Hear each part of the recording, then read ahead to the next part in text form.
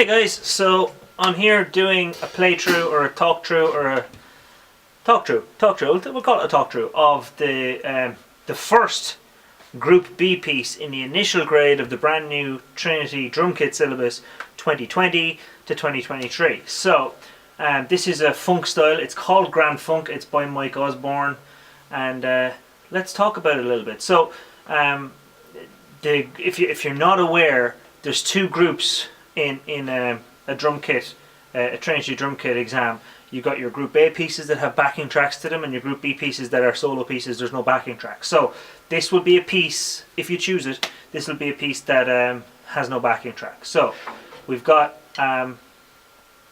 quavers and crotchets here. So the quavers are on the feet for one and one snare hit two, and then two hi-hats, 3, 4. That's the first bar. 1 and 2, 3, 4. That's played MP, which is mezzo piano, kind of quiet. Then you got the exact same thing on bar 2, 1 and 2, 3, 4. That's played MF, mezzo forte, kind of loud. And then you got 1 and 2, 3, 4 for bar 3. That's played F, forte, loud. And then you got quavers. As a fill, snare drum 1 and rack tom 2 and second rack tom 3 and floor tom 4. And so it's a standard, what I would call a horseshoe fill. From snare to rack tom, second rack tom, floor tom. 1 and 2 and 3 and 4. And so here's the first full line. It goes from mezzo piano to mezzo forte to our fill. So the whole point of this bar repeating itself 3 times is they want to hear a difference. They want a dynamic change from mezzo piano all the way up to forte. So 1 and 2, 3, 4. 1 and 2, 3, 4. 1 and 2, 3, 4. 1 and 2 and 3 and 4. And there's our first line. Okay, bar 5 goes 1 and 2, 3, and the 4 is on the floor tom. So 1 and 2, 3, 4. Mezzo piano, so don't go crazy. 1 and 2, 3, 4 is on the second rack tom. 4, 1 and 2, 3. First rack tom. 4. So it's now traveling up from the floor tom on bar 5 to the second rack tom on bar 6 to the first rack tom bar 7, and it's gone mezzo piano, mezzo forte and forte. So it's still got that dynamic change. And then on bar 8 you've got right-handed rack tom and then kick. 1 and. Second rack tom and kick. 2 and.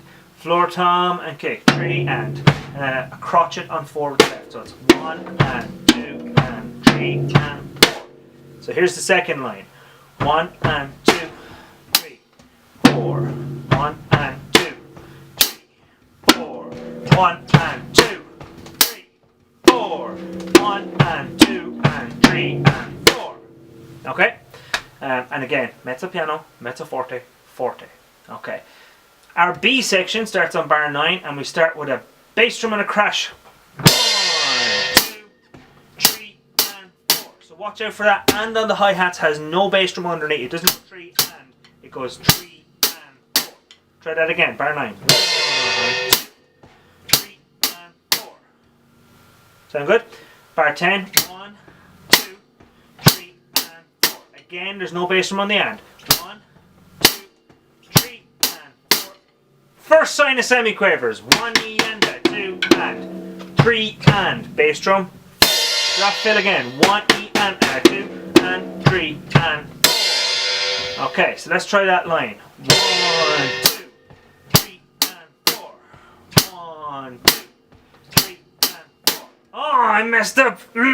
It's not snare drum on the 4. It's bass drum.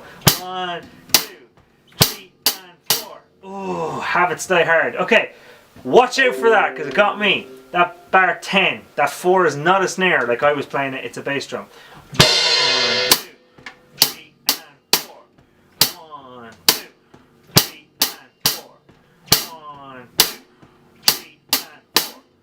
1 E and a 2 and 3 and 4. Okay, now we have a similar feel on the next line, except we're moving to the ride cymbal. You can see the X's have moved down. They've now got the line intersecting through the middle of them. That means it's no longer hi-hats we're playing, it's ride cymbal. 1, 2, 3 and 4.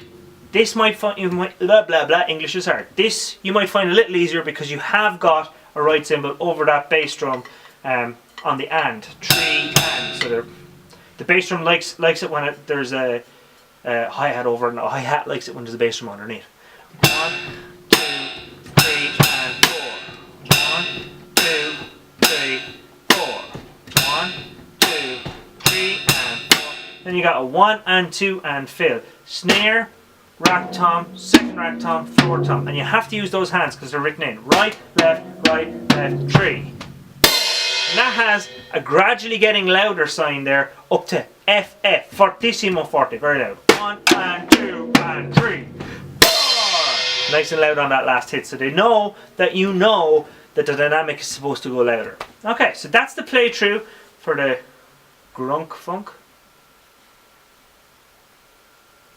Grunk Funk. That's the play through. Let me know what you think. Not a bad piece. Bit of fun to learn as well. Counting is key. If you're not counting, it's going to be hard to pull this together. If you learn to count it, it doesn't matter how slow you do it, it doesn't matter how wrong it might sound to your ear.